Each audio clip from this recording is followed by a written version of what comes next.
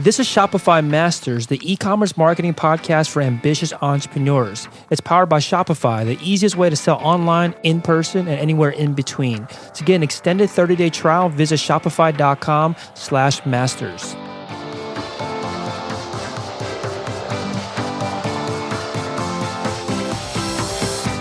Hey entrepreneurs, my name is Felix and I'm the host of the Shopify Masters podcast. Each week we put out podcast interviews with successful e-commerce entrepreneurs or experts to give you inspiration, motivation, and actionable tips to increase your traffic and sales so your store can generate the sales you need to live the life you want. In the last episode, Stuart Johnstone from StretchEventTents.com explains how he uses an employee rotation program to innovate from within the company. On today's podcast, you'll learn from an entrepreneur that believes to be successful, you must only focus on what you can do consistently. In this episode, you'll learn the benefits of having a brick and mortar presence, why you have to have the perception that you have everything in stock when you own a physical store, and how it's different when you're only running an online store, and how to grow an email list by running and promoting giveaways. Today I'm joined by Dafina Smith from Sunny'sHair.com. Sunny's Hair and Wigs is the source to change your hair, change your life for all textures and tones. And we're starting in 2007 and based out of New York and Atlanta, Georgia. Welcome, Dafina. Thank you so much. Thank you for having me. Yeah, excited to have you on. So tell us a bit more about your store and the products that you sell. Sunny's Hair is literally, we really aim to change your hair, change your life. And we do that primarily through hair extensions. And so what is unique about us is I almost think of us as like the Nordstrom of hair extension world. You know, we really lead with our knowledge. We really know our products and we really curate a really great assortment of products. So we have our own line, just like a lot of department stores will have their own private line. And that's one of our top sellers. And that is hair that we import directly from India. And then we also sell some really quality brands that I would say are like the Gucci and Louis of hair extensions. And so that is our business. And it's an extension of my family's business that I brought online. And we're really excited because next year we're going to be celebrating 25 years in business and 10 years online. So it's really exciting. Yeah, that's amazing. It's funny because we're just talking before about, I just got married recently and... Congratulations. Yeah, thanks. My wife and I, or I guess my fiance at the time, were going around and I didn't realize how many varieties of hair extensions there were and how expensive they could get. I was really blown away. I didn't know that there was this whole aisles in some stores just filled with extensions. So it's a whole new world to me. So I think it's very timely that you come on and talk to me about this. I have a little bit of understanding of what it's like as a consumer, at least. That's so funny because a lot of guys will say that is that usually through weddings for a lot of times for women, that's the first time that they'll kind of tiptoe and think about it because they really, you want to have these impactful photos. And so hair extensions always adds volume and length. And so it's funny. Yeah, exactly. Yeah. So you're mentioning a little bit about the family business that's going to celebrate the 25 years. That's amazing. That's a long time in business and that obviously very successful. So was it at the time when you decided to take the business or at least start the online aspect, I guess, department of the business, was it a hard transition to come online? Like what was the experience like? That's a really good question. So I had, after graduating from Georgetown University, I came up to New York and I always had a love for retail and branding and sales. So I had a background. I started my career at the buying program in Bloomingdale's. And this was, this was like in 2000. And, a lot of brands were just kind of coming online. E-commerce was something that, was kind of more propelled by like eBay and it was new. And I loved the idea of it. I just didn't know, I dreamed of, maybe doing a denim store or, something. And so through, building and cultivating a lot of great brands at Bloomingdale's, like, it was during the time of a lot of urban brands were growing. So Sean John and Diesel and a lot of streetwear. It was just a really exciting time. And you learn so much, you really learn the numbers of retail. And I was kind of able to pivot back to my parents' business. And, I knew a lot about like forecasting and open to buy and, gross profit margins. And just looking at it through that lens, I was like, you know what, this is a pretty good, solid business. And I recognize that you had a lot of women who, once they start using this, it becomes a part of the way that they present themselves. And so they're coming back, they're spending a lot of money, and that was one thing that really was exciting to me, was that you had kind of like a high average order value, but not a lot of ceremony and celebration around the purchase. And so it just, I think, to bring it online, my parents had a store, and, I was wanting to kind of do something in the online world. I had, flirted with maybe doing jewelry or denim, as I had mentioned. And then, one night my sister and I were on a phone call, and we just we were like, well, what if we, approached mom and dad about, bringing their store online, and we would run it, and and then this way they would have an online presence to direct traffic to the store.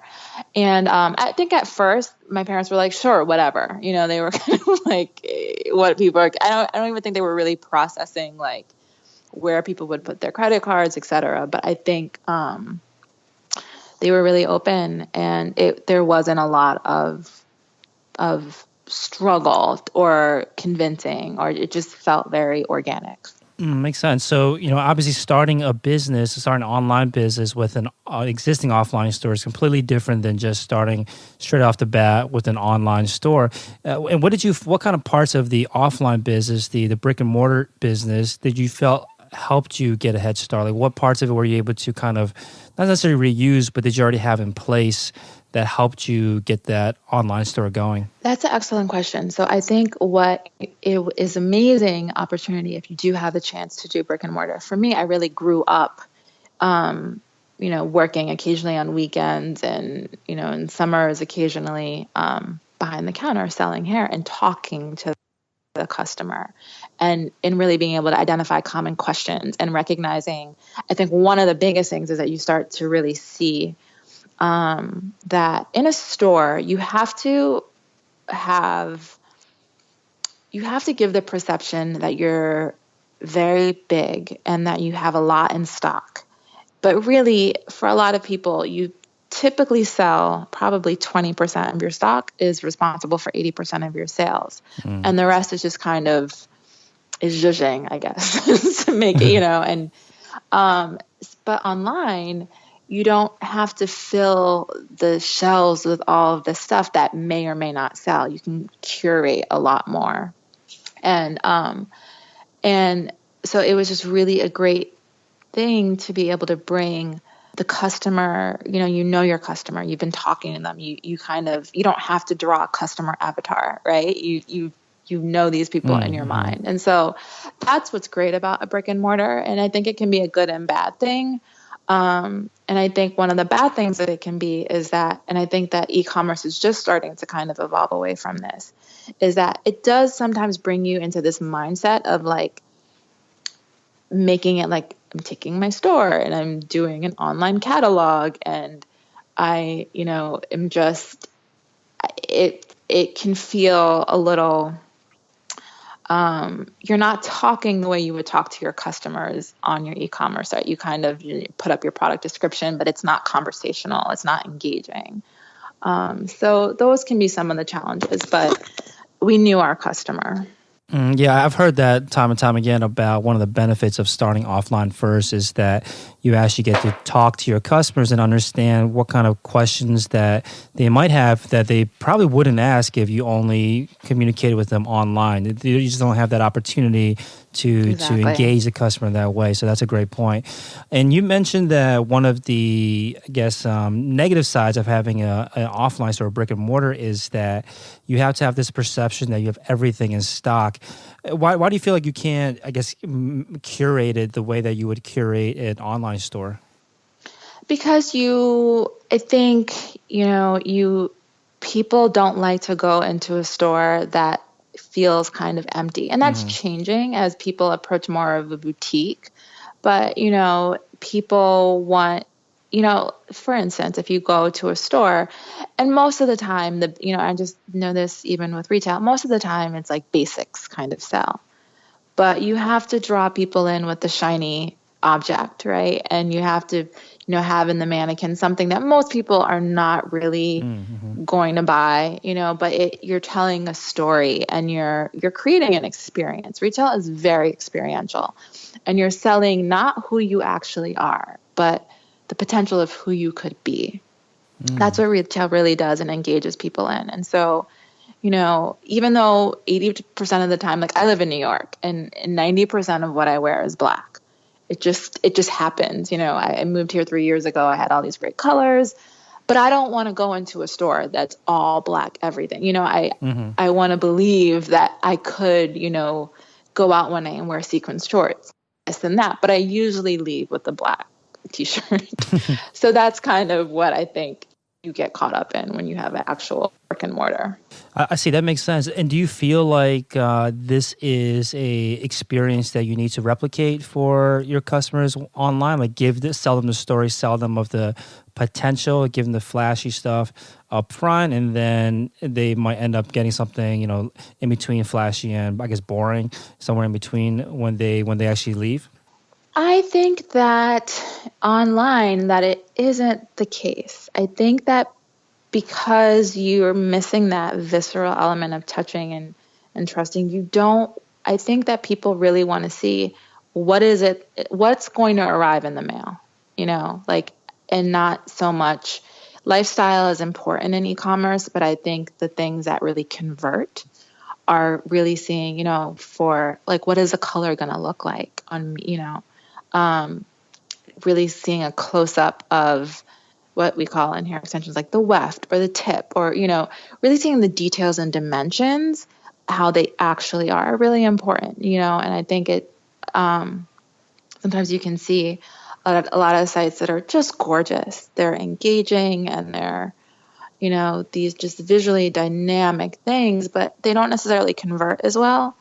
Because I think, there's just a lot of noise when you're shopping online, and you just need to know, like, I'm going to go through all of this, give you my credit card, wait for it to come in the mail. I need to know what to expect. Right. Yeah, there's a little bit less trust when you're buying online, even today, that people don't have room, have time for that kind of, I don't want to call it BS, but like they don't have time for the fluff, right? They want to know exactly what they're getting. I think that's a great point. Yeah, and I think content marketing can help give you the lifestyle, but in terms of your product pages, your site, the meat and bone, it needs to not be so aspirational and Yeah, it makes sense. So you said something earlier that really caught my attention, which was that your particular products have a high average order value, but not a lot of ceremony or celebration around the purchase. Can you say more about this? Like, why do you feel? Why is that an advantage? When I was at Bloomingdale's, and we would have shopping nights, and you would have celebrities come, and you would do put things in tissue paper and bags, and walk it around the counter, and it was just all this ceremony around. When you buy something from Gucci, the box is a little bit heavier than it should be. The tissue paper is a little bit thicker than it should be. It's just, everything is just A plus, right? And what's surprising is that a lot of our customers are spending more than what you would spend for a pair of Gucci shoes or even a bag, and I think because hair extensions were kind of seen, especially when I was growing up, as your dirty little secret. It was something that you were kind of hiding from people. You didn't want people to know. And it had a stigma attached to it. And so, the stores didn't really, it wasn't a boutique experience. It was just kind of like not necessarily the greatest customer experience. It wasn't, for a long time, it wasn't sold to you by people who were actually wearing the extensions. It's just the nature of this industry. And so when I looked at that, I was like, if we could treat women with the same ceremony and luxurious experience around something that they're already spending money on, and educate them, and have be really helpful, we really could build a brand around that. And so that was really important to me, is just, and it was a challenge, online, bringing that experience, to someone's, especially 10 years ago. Right now, there's so many amazing options to really have a beautiful unboxing experience, in an affordable, incremental, and scalable way. So that's what I think where the opportunity was, is that our customers were already spending the money. So let's treat them like they're at Gucci. They're not expecting it, Mm-hmm. That makes sense. So you saw this opportunity that other companies, other stores were not I guess, elevating the customer experience, like the customer service, and you came in and offered that as a competitive advantage to offer this customer service, offer this kind of delightful surprises for your customers. So can you say a little bit more about that? Like, what are some ways that you've found to create more ceremony and celebration around a purchase? That's a really great question. So I'll speak in two ways, since I do have a background in the brick and mortar and as well as online. When we did our store in Atlanta, it was, instead of having the hair just out everywhere, not really, we found these really adorable hangers and we had them hung, and they were in an order. It looked like a boutique, and it was done in an order and length, just like you would jeans, like by size and by color. And when you would go into our stores every Saturday, we had champagne and cupcakes. And whenever you would come in, we had water bottles with our logo on it. And it didn't matter if you came in to buy a $10 pair of lashes or you were spending $1,500 on a wig. You had your bag with the logo. We had a pink bag with zebra tissue paper, and every single person, we would walk around the counter to, hand you your bag. And it was really it's regardless of how much you're spending. Online, we did the same thing with, our bags are pink. We try to keep them discreet. I always struggle with that, of doing a lot of branding of like, hey, your new hair is here. Like, I don't know if people necessarily, want that, for everybody to know. So I like to think that when people see our pink bags, they're excited and they know there's a little treat in there. Around the holidays, we'll put in seasonal candies or just little surprises in there. And we, really put time into our packaging. Our inserts, they're informative, they're helpful, and they're branded. So that's really what, and I also, you strike a balance as well, because I don't want to do it in a way where it's so, it's so expensive that people are paying that markup and it's not being directed into the product or the product quality. Like, I don't want to compromise. I still want to keep it, at the best price, but, in a way that is thoughtful and affordable. Right. It sounds like you don't actually have to spend too much money to delight your customers. And did you find that this, I guess, celebration and ceremony that you've added to the purchase process and them receiving the orders and unboxing, did you find that was quickly accepted? Or, because like you're saying, there was kind of a stigma attached to a product like this for a long time. And it almost seems very similar to the story like Victoria's Secret, right? Where it started off as lingerie was something that you never spoke about, but then Victoria's Secret came along and made it much more of a fun place to go. Did it take a while for people to accept this new way of, I guess, buying extensions? I would say, and I won't take credit for it, I think that there was just a confluence of circumstances in the late 90s, well, I would say in the 2000s, really, like in the TRL era, right? Celebrities it was really, I can attribute to like Us Weekly. Like, celebrities, they're just like us. We became way more celebrity aware and driven and obsessed. And so you started seeing your favorite celebrity, like Gwyneth Paltrow, had a bob, and then all of a sudden she had really long hair extensions. then you started seeing Jennifer Aniston got hair extensions, and then Jessica Simpson. And then, I think within the Black community, women have always worn hair. I mean, in all communities, to be honest, women have always worn hair extensions. I just think that people weren't as honest and forthright about it. But as more and more celebrities, started to, even when Jessica Simpson came out with her own line of hair extensions, that really propelled people being like, it was something that you started to be proud of. Like, I can treat my hair like an accessory, and it's not a stigma. So I think that in line with those trends that were already happening, and then people were very receptive to the ceremony, being like, hey, you're right. I do spend a lot of money on this. I do deserve to have a nice shopping bag for it and have some champagne while I shop, So I think all of those things kind of was like a perfect storm. Yeah, I think that's kind of speaks to the importance of paying attention to the customers' attitudes towards products, and they change over time. And that's a clear example of in your industry where it did change over time. And because you recognize that there was this change, you adapted with it and made it part of your brand, part of your messaging, that it should be celebrated, shouldn't be hidden. So I think that's a big lesson that comes out of that.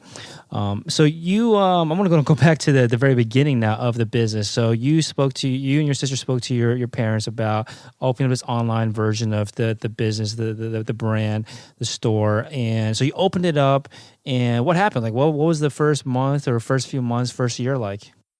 We put up the site, and I think initially we were like, it would be really cool, like one day, maybe possibly, we would make $8,000 a month, then we'd be set. It was we did not go into this we did not have a business plan. It was just kind of something we thought would be nice to supplement our income. It was like and this was like a side project for you guys at the time? Yeah, I think my sister at the time was a hairstylist in Atlanta. I was in New York. I mean, not in New York. I actually was in Los Angeles, selling real estate. And so, we just, this was not born out of, a really long, I didn't think I would be doing it, 10 years later. But I think the first month we probably did, I don't remember, but I remember we had I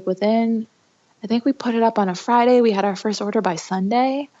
It was a Yahoo store. If you go on a Wayback Machine, it's embarrassing. It's embarrassing to see it, but it worked. And, then it would be like 1 a day, and then 3 a day, and it just kept going. And it was something that we did. It was started definitely on the side. Very cool. So what was driving that traffic early on? Was it just people discovering it organically, or did you have some kind of, plan to get the traffic to the store? I think some of it was, some of it was, I don't know. This is 10 years ago. So we didn't have Google. We didn't even install Google Analytics. We didn't have UTMs to track. We were really just threw it up.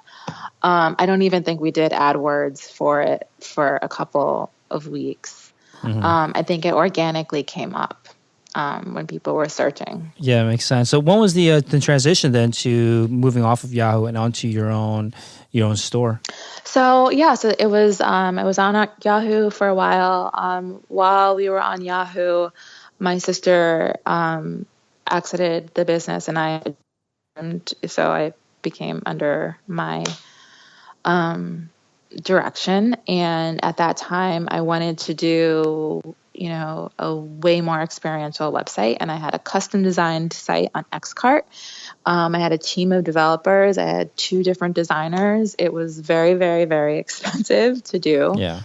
And it was, we had quizzes we had celebrity style guides. It was very, very detailed, site. And it was just cumbersome and really hard to manage. And, just to kind of give a little bit of the journey of it is that the website became really successful at a time when the economy was I was selling real estate in California before the housing crash. So we were getting a lot of orders in Atlanta.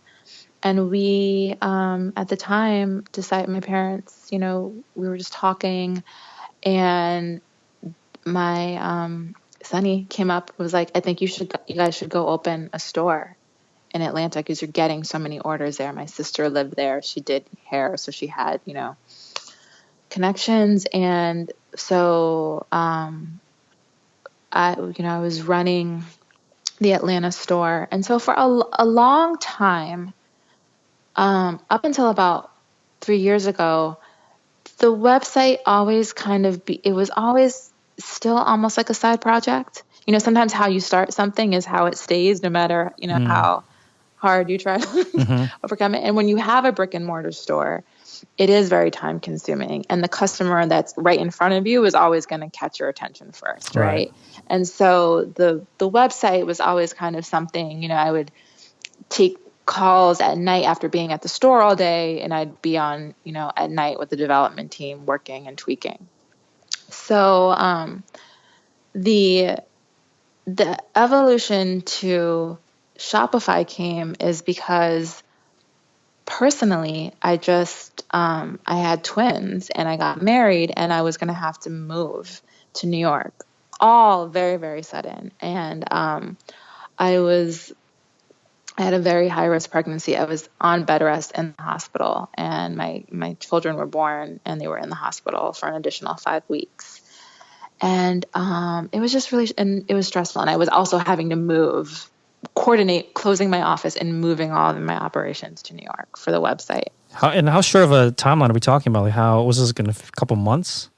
So the store was open in Atlanta. I was there for about 6-7 years. And then about 3 years ago, while I was still on the Xcart platform, this custom site, within October, I was put on bed rest and I was in the hospital, and we had to move in February. I gave birth in December. So kind of like in a 4-month cycle, and I had a team of, I had a graphic design person, I had a customer support person, I had an e-commerce manager. It was a thriving, big thing. And I couldn't move all of that to New York. So I was like, I'm just going to have to do this in New York by myself until I get settled. And at the time, I just was like, I think there was one night where my site got hacked. And you're on the call with Media Temple, and, I was just so sick of all of the bloat that came in having a custom solution. And I really think that if I didn't have Shopify, I don't think I would still be in business. I think I would have just, it was so much to manage. Anytime you wanted to make a change, you had to call your designer and then the developer. It was so bloated. And so Shopify, I would say, I think unlike a lot of businesses, since I've been in business for a long time, this is kind of like the peaks and valleys. I've been around long enough to have like the peaks and valleys. Really in my valley, Shopify was like an essential tool for me. And so I've been on Shopify for about 3 years. So when you made this transition, because it sounds like you put a lot of time, you had a team of people working on this customized site, and you were just ready to just cut everything off and then start over from scratch? Or like, what was that, that process like? So I guess so there's a couple of, there was a couple of things going on. So I can kind of tell you this is a cautionary tale of how to blow up a successful business. So, and a lot of businesses actually struggle with this, is you struggle with the success, right? When you're growing. I had a big team of people, and then things were going so great that I was like, I know I'm going to hire an SEO firm. And so I did a commitment for that for a year. It was very expensive. And then that coincided with, I didn't know enough to know that what white hat is versus gray hat versus black hat. And it coincided with the panda update. And so it wasn't an overnight thing, but I just remember there was just a market drop in my business. And it coincided with, I think that the SEO firm it was more venturing into gray, black hat type of stuff. And it really took a toll on the business. And so then it also just happened to coincide with me being on bed rest and being able to manage, being in a hospital. There's not as much, you can kind of dig in and, really resuscitate something that is, losing about like 40% of its sales, like kind of in 1 month. Yeah, so it sounds like a lot of it was out of your control. So what do you find was, I guess, a lesson out of it? Like, what could you have done differently if you could go back and, I guess, redo it? I think what I would focus on is and I try to do now, is really understand when you hire contractors or SEO firms or social media, or even, at any level, is to really take the time to educate yourself, speak their language. Like, there's so many different aspects of running an online business that if you don't speak the language, what are you really doing? Like, how are you really overseeing something? And so that's really always been a lesson for me now before I, make changes. I'm not going to know it the way a developer is going to know it. But you should know the difference between like CSS and scripts, and what type of taxes you're using, and what's a blog, a private blog network. You should know these things before you invest a lot of money. You can't pay your way and just blindly hope that they're doing the right thing. Yeah, and there's like a range too, right? On one end, you could just be, like you're saying, completely blind to it, and pay somebody and just pray that they know what they're doing, that they're going to do it the right way. And then the other end, which is you just do it all yourself. But you're saying you have to be somewhere in the middle, right? You don't have to do it, but you have to know enough. But how do you gauge where one is, I know enough now to hire somebody versus, that maybe you spent too much time learning about it when you could have hired someone earlier? I think now, and one thing I will say is, like, really, once I got to Shopify, what I love about Shopify is there is a huge community on Shopify. And, when I was on Xcar, I didn't really have that on that platform. Now it's like there's these, Shopify entrepreneurs, grow and sell. There's so much resources just on Facebook groups alone. And you can ask people, and I'm also a part of a really great forum of, it's called E-Commerce Tool Live. And there's just some great knowledge in there, and there's just so many people willing to help. So there's, just at the bare minimum, just asking, hey guys, I'm thinking of hiring an SEO firm. What are some key things that I should be aware of? What are some, strategies that are considered white hat right now? Where is a snapshot of the industry? That's just like bare minimum. And then, there's just so many great web articles, podcasts, just to get versed in terms and methodology. Not that you're overseeing it or, strategizing it, but that you just enough to know that you're not being sold snake oil, Makes sense. So I want to go to talking about something that you mentioned in one of the pre-interview questions, which was that you said to focus only on what you can do consistently. Can you say more about this? Like, what do you mean by that? And what's an example of, something that you do that you focus on because you can do it consistently? When I became a parent, and I had twins, and I no longer had a team of people when it was just me. I'm a working mom out of this apartment in New York City now. It was like I knew I wanted to keep this business. I wanted to keep the e-commerce. I wasn't going to go and open a store. But there were so many, anyone knows, there's so many things that it involves that it can overwhelm you.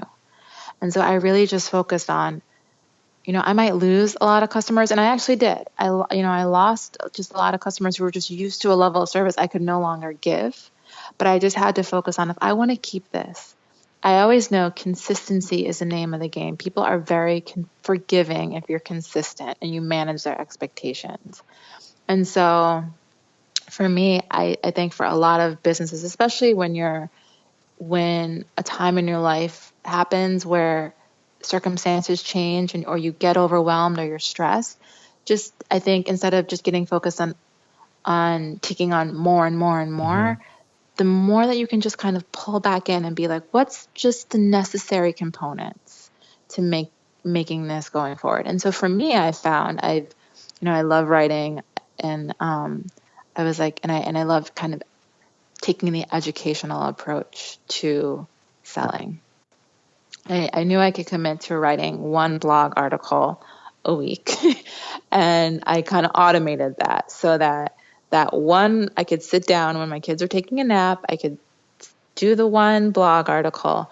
It changed every week, but I kind of had like an editorial calendar set in my mind. And it served the purpose of I had RSS to email flow in MailChimp. So that also served the purpose of my weekly email, my weekly blog post, which kind of gives you your SEO and, just your customer communication going. And, then you can, post that on Facebook and tweet it out. And that was all I could do. I couldn't do hours of YouTube videos anymore that I used to do and editing them and, working with influencers and affiliates and, doing a lot of the SEO work. And so I just was like, I can do this. And I just, it was a rough year, but that's really that 1 year, my first year on Shopify, that's really what I focused on. Yeah, I completely agree that the name of the game, like you're saying, is consistency. It's better to be consistently good than to be, periodically great, right? Because like you're saying, you want that. You want to build that expectation with the customers, but you mentioned that you were losing customers because you had to pull back on some of the things that you were doing, like these, spending hours on YouTube videos. You couldn't do that anymore. And while you're losing customers, I think a lot of people at that time might start pulling their hair out and saying, I'm just going to dig my heels in and force myself to do it because at the end of the day, it's all about the numbers, all about the revenue. I got to keep it going. Did you ever feel that pull? Like, how did you convince yourself to take the healthier approach? I think because, for me, it was, I had my twin boys. I have a son, Blake and Cole. They were born 2 pounds, and it was scary, when they came into, it was just, so that was my focus, and I wasn't going to stress over the people who, if you need, I was like, if a customer needs someone who they're going to be able to call me at any time and ask a million questions and get next day shipping and, be able to get, returns right away, I can't offer that right now. And it was okay. And what I started to see, I'm not going to lie, it's not fun to, lose a part of your business. But I had great repeat customers and it worked well because they knew what they wanted. They ordered in a timely manner. I could ship it out to them. I could write little notes, and it was reliable, consistent repeat customers. And then the new customers who were kind of not fickle or, need something right away, that just wasn't going to work for me at the time. And I think you just start to attract more and more people. And so for the people who I lost, it would have been unprofitable for me to continue chasing them. I would have had to, I just didn't have that bandwidth at the time. But over time, the people who I retained brought on more people just like them. And it's really now where I focus on for me is how profitable am I? And that has, greatly, I had to trim a lot of the fat and a lot of the stuff that just didn't make sense for me to be focusing on. And it's worked. And I think, it worked for that particular time frame. That's kind of what made sense for me. It was just a more pleasurable business to run. Yeah, I think a lot of times we lose sight of the fact that we can design businesses, design our customer service, design our marketing to attract the customers that we want. I think a lot of times we just think about how can we get the most customers possible, the most visitors possible, the max everything. But you can, what's the point of doing all that if it's just going to stress you out and make you unhappy at the end of the day? You should really focus on, not really focus, but you should at least consider that you don't want every type of customer that comes through the door, because some of them are going to be much bigger headaches than others, and they could become less profitable because you're draining so many of your resources to satisfy those customers. So one of the things you mentioned though about how to do this gracefully is to manage their expectations. What are some ways that you found to manage your customers' expectations? How do you even do that? Well, that's a really great question. I think it takes a little bit of time. Like I switched over to Klaviyo, and I don't know if it's Claveo or Klaviyo, but Klaviyo, yeah. I spent some time writing some what they call flows. So it's kind of like a trigger-based email. Mm-hmm. So that, even for when I spent time to sit down and write a series of emails for new versus returning cart abandonment. And then in the new customer cart abandonment, I just spend some time in my flows, not just being like, hey, you forgot something in your cart, but really trying to establish, to educate them about the products, to send some of our top blog posts, to send some of our top reviews, to let them know how it works, where stuff is shipped from, how long it takes.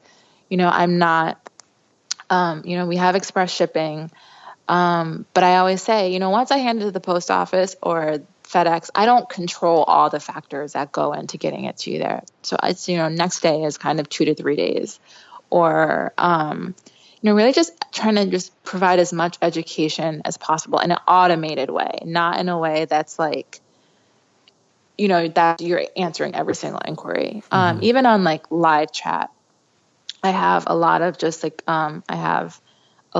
automated answers for just a lot of frequently asked questions, and just putting some time and thought into it up front, but in ways that you can, if you sit down and do it once, you residually benefit from. Same thing for trigger-based emails. If it's your first time purchasing from us, you're going to get, even before you get your package, you're going to kind of get our story of our business, like thanks for placing your order, some tips on how to take care of the hair, when it's going to arrive, just set, and I kind of do it by product assortment. And so it took some time, but it's paid off in dividends a lot. How many emails do you think are in these trigger-based email flows? I have a lot. Sounds like it. And so I have for instance, for me, my new customer abandoned cart sequence probably has about 8 emails, and but it's over the course of weeks. Mm-hmm. And it's it's a mix of sales versus education versus, a friendly reminder. For returning customers, though, they don't need all of that. A lot of times for returning customers, it's like I only have 2 emails for that. Like, hey, did you forget? Or, do you have some questions? Or, for returning customers, I don't need to kind of put them through that whole series. Mm-hmm. That's why I think MailChimp offers that now too, as well. And then for the first time customer, I think I have about 5 to 6 emails on there. For returning customers, it's different. I only have 2. So that's kind of the thing. It's like, I don't want to, I don't want to bombard people. But I do want to just kind of help them and educate them. But once they're, a lot of my customers are returning. Once they're, and some people have been buying from me for 10 years. They don't need that email flow. They've already been indoctrinated, I guess, to you. Yeah. So these educational emails, what's in them? Like, how did you know what you should be educating your customers on? I've done a lot of training I actually used to do training for hair, how to put in hair extensions to stylists. I've worked with a lot of television and film productions like The Fast and the Furious and The Hunger Games. So I know a lot about just for stylists, just even for people who are interested in getting into that industry, just information about that, types of hair that they work with. And then on the product side, I really, really spend a lot of time testing our products. I've gone to our factories where we get our hair in India, and really, we have an amazing relationship with that factory there. It's a really great place. It's ethically sourced. It's, there's no like child labor. There's no, it's really great factory. And so I try to just share that with people. I really believe in ethical sourcing and, corporate responsibility.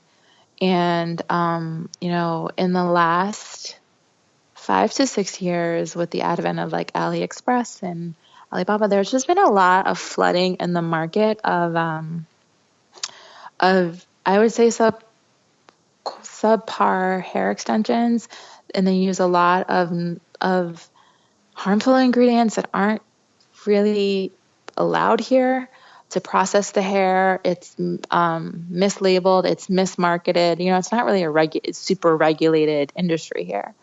It's almost like how a lot of foods they'll say it's natural, but that really means nothing. Yeah. And so that has really just flooded the market recently. And, even if you go on my site, you'll read a lot of reviews of people who are like, oh, I was going to buy from you. I went, somewhere else way cheaper, got crap. That was horrible. Now I will only buy from you, and if I can save a lot of women having to go through that through education, that's like a win for me. Yeah, I always use this term where you want to become the trusted advisor for your customers, and not just be the salesperson, but the person that come to just to help them out, just in general with not just your particular products, but anything else that might be related to your product as well.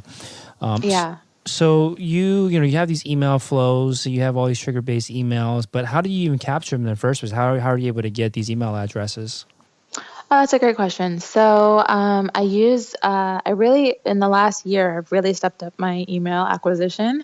I always had a newsletter and people who would opt in just after purchase, and then like the little sign up on the website, but that is not yielding anything. Yeah. A huge success for me this year has been I've been using Just Uno. I really like them. They integrate really smartly with Shopify. I think there's some others like Privy as well. So I have a couple of every other month I do a giveaway. And it'll be a combination of whether it's a giveaway for like clip-in hair extensions, or if it's last month I did a giveaway for $200 gift cards to my store, as well as a curated box of my Best of Beauty 2016. So I had some fun like Korean beauty products in there, as well as living proof. They're just stuff that has nothing to do with what I sell on my site, just products that I love. And I collect a lot of emails through the giveaway. And like right now, as I'm kind of leading up into Black Friday, just collecting emails for people who want to opt in, to learn to get early access to our Cyber Monday, Black Friday, all of our specials. And then I've done before some lead magnets of like, a guide to growing your hair long while using extensions. And that was just something I love to write, as I said. So that was just something, if you gave me your email, I would, send it to you as a PDF. Mm-hmm. So these are like at the bottom of your blog posts? These are on the site as like an exit intent pop-up or a timed. The giveaways were, they were somewhat, I did some promotions where I would, put it on other people who kind of showcase and promote giveaways. I also had a timed, like if you were on my site for more than 7 seconds, you would have the giveaway pop up. And then the Black Friday was just also like a timed one. And then I've had a couple that are just exit intents, like if you're leaving a product page. Mm-hmm. So to promote this giveaway to people that are not actually visiting the site, you're partnering with like influencers, or how are you reaching these other folks? So there's a couple of sites that promote like giveaways for people who are just really into giveaways. I don't really think that that's like the best solution. Mostly it's just been for people who are prospects on my website who come, not going to buy, but would love to would love to get a gift card or would love to get some clip-in extensions. So that's really where I've focused this past year. I really enjoy them, and I would love to start next year as part of my strategy. I would like to start bringing in some influencers to help promote that as well. So most of these signups for the giveaways are people that are coming to the store but haven't, or for some reason or the other, haven't made a purchase yet. Yeah. Cool. So what about the traffic? How do you drive the traffic to your store in the first place? What is the most successful channel for you guys? For the last few years, the most successful channel has been organic. We get about 55% of our traffic from organic, about 15 from referral. And so a lot of the referrals is just press that we've received. Like we've been featured in some major magazines, and those were very just kind of not from active, outreach, just being discovered. But I also do some writing for some other beauty blogs and like a Ask an Expert series. So that brings a lot. Paid is not a huge part of our acquisition strategy. But really, organic has been a large source of our traffic. Mm-hmm. So is this coming from the content marketing, these weekly blog posts that you're writing?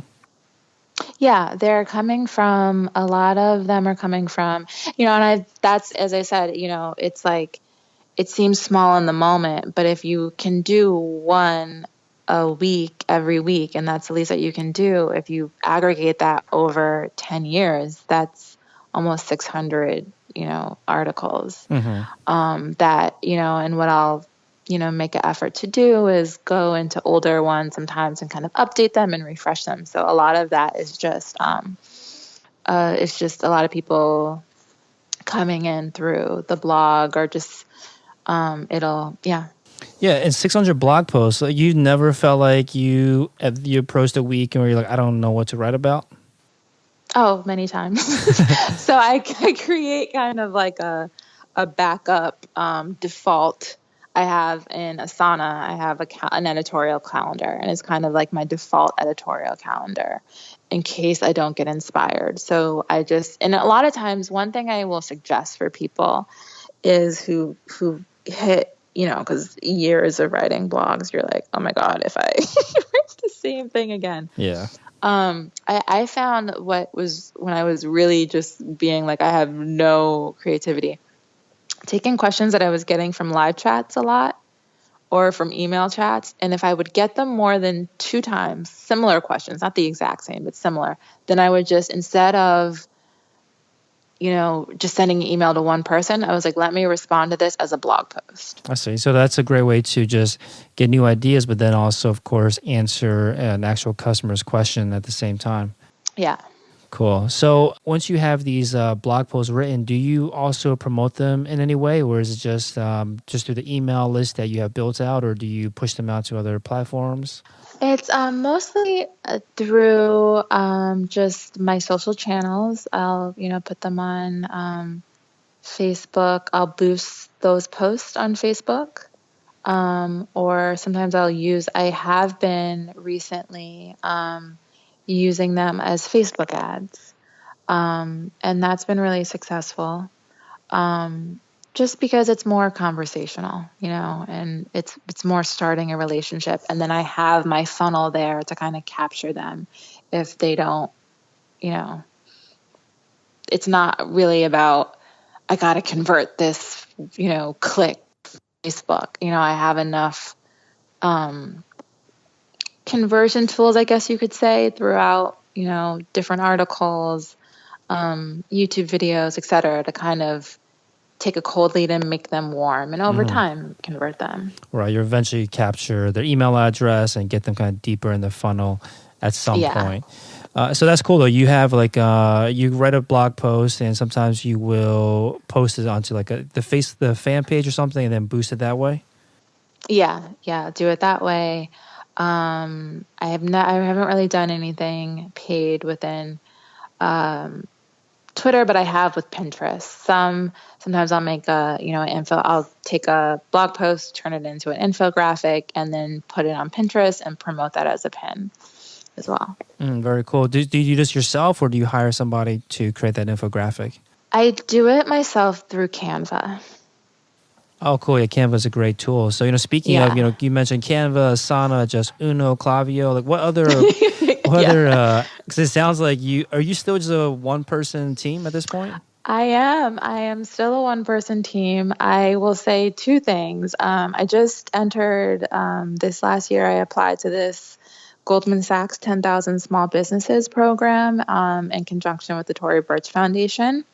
And so I graduate from the program in January. It's been the most amazing experience. It's like having an MBA on your business. They're in, I think, 20 different cities around the country. You have to have certain revenue in order to, be able to interview. But I just highly recommend it for anyone out there who, might meet those requirements.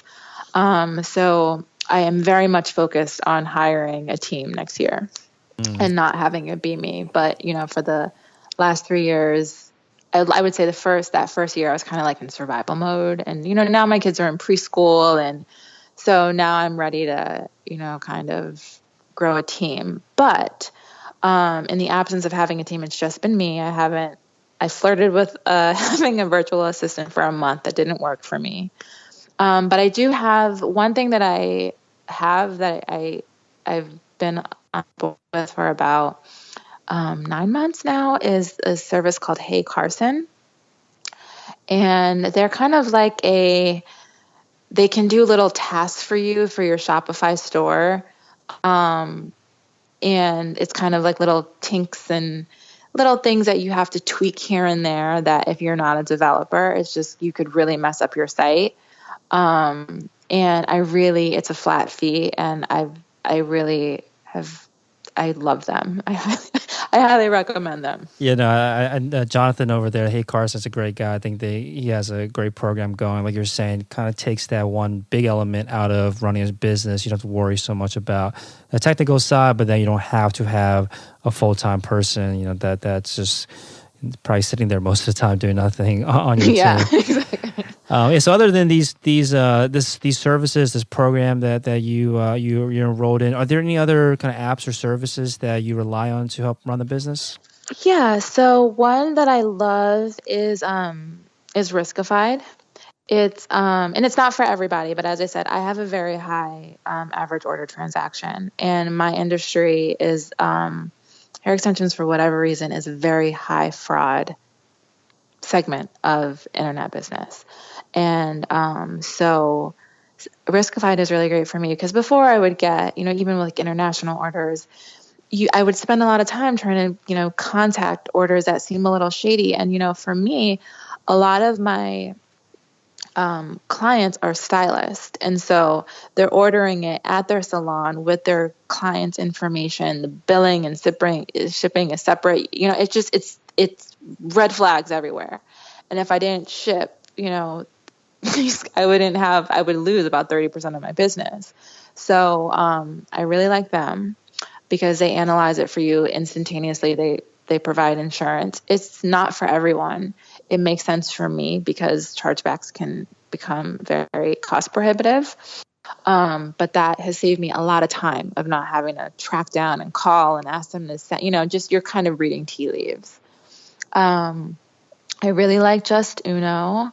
I really like Klaviyo for email.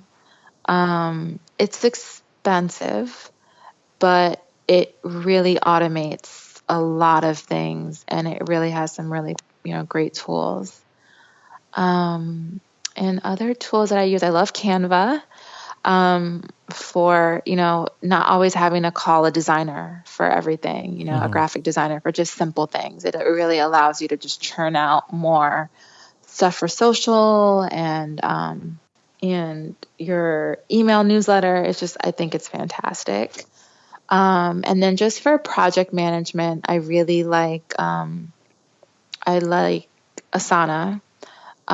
It's collaborative. It's, you have your calendars. As I said, I kind of keep a lot of my different calendars and different projects that I want, like, hey, Carson, to be working on, or, collateral that I'll need designed in Canva.